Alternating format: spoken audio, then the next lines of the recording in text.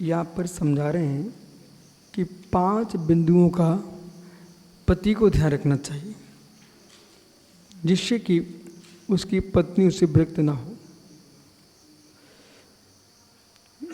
सौत पहला बिंदु था। दूसरा ईर्षा, द्वेष, अपमान, अपत्य, संतान का अभाव और चिरकाल तक विदेश जाना। तो ये विवेक रखना चाहिए। इसी प्रकार से आप धर्मज्ञ हो,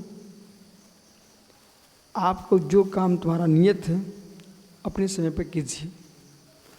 नियत समय पर नहीं किया, आपने लोगों को बुलाया सोच के लिए, ठीक है, तो तुम 7 बजे की जगह 10 बजे जा रहे हो, भाई श्रावक हैं, उन घर में काम है, दूसरे दिन नहीं आएंगे, बोले भैया कोई नियतता नहीं है।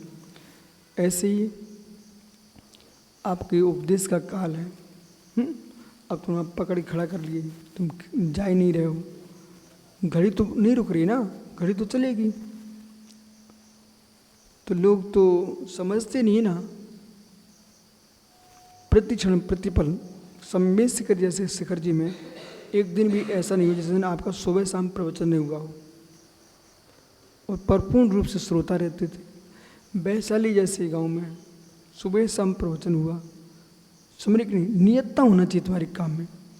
अब कितने मधुबन में लोग रुके रहते हैं वर्षों वर्षों तक, बस चर्या किए अपना और हार किया, शाम हुई सो गए। तो कुछ न कुछ ऐसे प्रवृत्ति रखना चाहिए क्योंकि व्यक्ति की नियतता हो। उसमें सुन रहे नहीं आप लोग, नियतता होना चाहिए। तुम 24 घंटे सुख से रहना समझते ना, तो विश्वास रखिए जो तुम्हारे लोग हैं वो अत्यंत घनिष्ठ तुम्हारे हैं, वे भी तुमसे अनास्थावान हो जाएंगे। ऐसा कई जगह हुआ, हो रहा है कि तुमने उनको बहुत श्रद्धावान बना लिया और फिर तुमने वहाँ उनके सामने प्रवृत्ति ठीक नहीं की, तो लोग श्रद्धा से शून्य हो जाते हैं। जैसे स्त्री पति से विरक्त हो जाती है, ऐसी भक्त तुमसे विरक्त हो जाएंगे। आपके मुनि होने से लोग नहीं आए, विश्वास मानिए, आपके मुनि होने से लोग तुम्हारे पास नहीं आते। मुनि तो संसार में बहुत हैं। आपकी चर्या, आपकी निर्मलता, आपकी वृत्ति, आपके अंदर की सहजता है, सरलता है, उसे देख के लोग आते हैं। नहीं तो साधु तो बहुत हैं। अब देखो जंगल में तुम विहार कर रहे हो, सुबल सागरी ने कहा सुब्र सागरी कि बिहार में तो लोग कम होते होंगे ना, बोले हमारे यहाँ तो कोई रहते ही नहीं है। हमने कहा नहीं महाराज जी, बिहार में तो एकदम मेला लगता है। अब देखो कल कोई नहीं दिख रहा था और शाम को कितने बच्चे आ गए और युवा आ गए। आते कि नहीं आते? तो ये सब क्यों आते हैं? बोले एक बच्चा बोले बहुत याद आ रही थी, सो मैं तुरंत आ गया।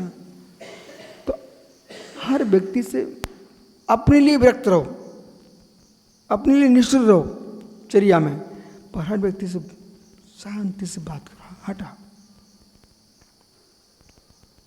न स्त्रीणाम से जो गुणदोषो अस्ति किंतु नद्या समुद्र यदि संपत्ति मौजूद सी तादृशो भवति स्त्रिया।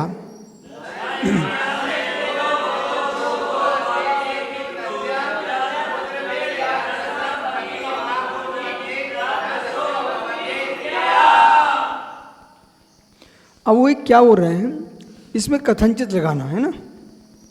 स्त्रियों के सहज ही दोष नहीं रहते हैं, गुणो दोषो वस्ती, स्त्रियों में गुण और दोष सहज नहीं होते हैं, इसमें कथनचित लगाइए। ये भी सही है, बिल्कुल सही है। किंतु नद्या समुद्र याद संपत्ति अपने तादृशो होती स्त्रियाँ। नदियाँ जो है ना, लवण समुद्र में प्रवेश कर जाए तो खारी हो जाए, और मीठे समुद्र में जाए तो नदियाँ क्षीर समुद्र में तो मीठी हो जाए, दुग्ध के समान हो जाए। ऐसी पति का चाल चलन जैसा रहता है, पति के कुटुंब में प्रवेश करते ही पत्नी का भाव बदल जाता है।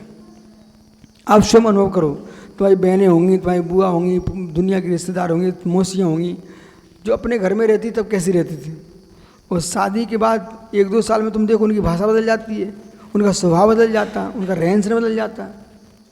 देखा कि नहीं आपने? बोलो सामने से आगे। तो पति के घर का प्रभाव स्त्री पर पड़ता है, पति का प्रभाव पूरी पड़ता है। इसलिए पतियों को पवित्र होना चाहिए।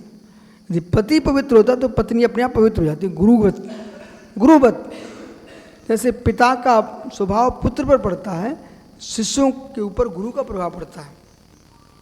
शिष्य कितनी क्रोधी, मानी, लोभी, लालची हो और गुरु का स्वभाव ऐसा नहीं है तो वो भी उसको वैसे ढलना पड़ता। बोले क्यों? मैं अपने स्वभाव में जीऊँगा तो यहाँ मेरी कोई 2 कौड़ी की कीमत नहीं होगी। एक शिष्य मुझे मिला, वो कहता है मैं विमल साहब के पास रहता तो मेरी बहुत कीमत होती, पर मैंने जहाँ दीक्षा ली मेरी तो जीवन ही बर्बाद हो गया। क्यों होती? वहाँ मंत्र तंत्र का प्रभाव था और कहीं मंत्र तंत्र का चर्चा नहीं होती है तो उसको कपड़े पहना दिए गए। तो मंत्र तंत्र तो बहाना था। मंत्र तंत्र के नाम तो किसी बच्ची को हाथ देखना, असमय बिठा लेना, सुन रहे कि नहीं? हाथ तरीका तो सीखना ही मत। बोले क्यों नहीं सीखना? क्योंकि तुम्हें पचाना नहीं आ रहा है। तुरंत ही हाँ दिखाना, हाँ दिखाना, हाँ। बच्चियाँ आएंगी, महिलाएं आएंगी, तुम हाथ देखोगे, कुछ दिन पूरा हाथ देखते थे पहुँचे पकड़ लोगे। इसे मत सीखो भाई, समझ रहे कि नहीं? विद्या मत सीखो जो तुम्हें परेशान कर डालना। चलती गली चलते आदमी को, अरे तुम्हें शनि लगा है, तुम्हारा मंगल खराब हो रहा है। अरे अपना तो मंगल ठीक कर लो यार तुम। कितने सारे लोग हैं इसी में जी रहे हैं।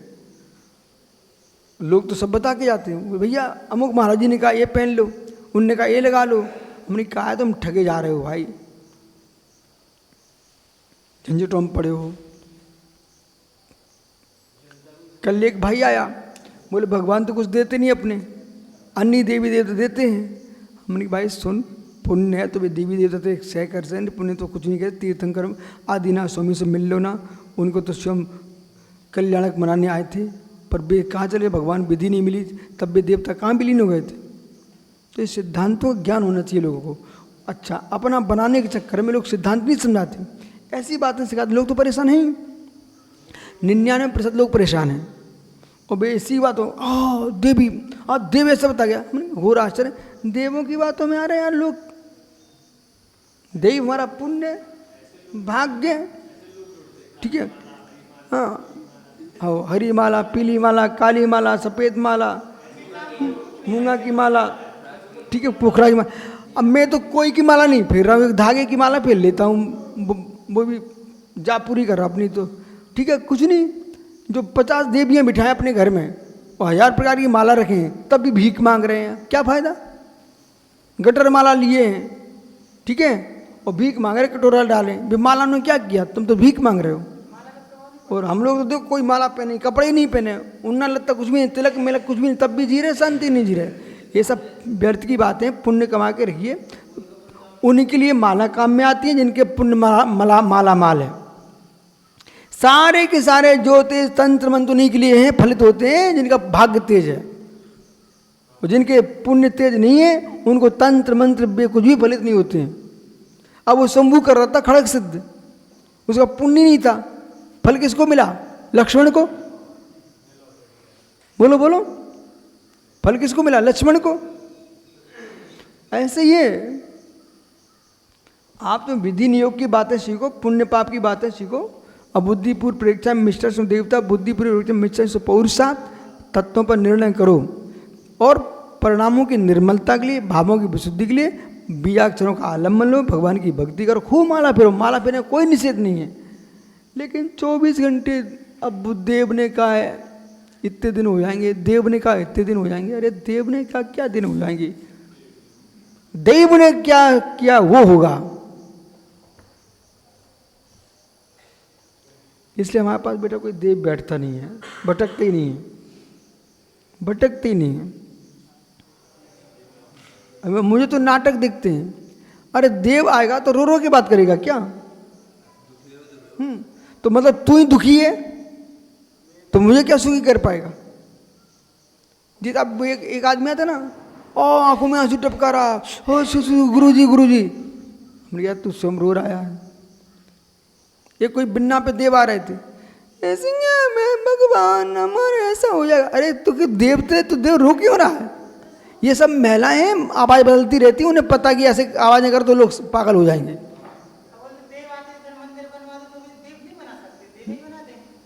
और वे कह रहे हैं हमारा मंदिर बना दो। अरे तुम में इतनी योग्यता है, तुम तुम्हें क्या वाले हो, एक मंदिर तुम ही खड़ा कर दो। चलो, पर ऐसा है, सौधर्म का हम सौधर्म कर पाता है और व्यंत्र का हम व्यंत्र कर पाता है। सुना कि नहीं? बड़े आदमी छोटा काम नहीं करना जानते। इधर देखो एतन साई देवों की हंसी मत कराओ। सौधर्म मंदिर का यह अर्घ नहीं चढ़ रहा, और सुनो यक्षों का अर्घ चढ़ता है। ठीक है, शेष आगे विचार कर।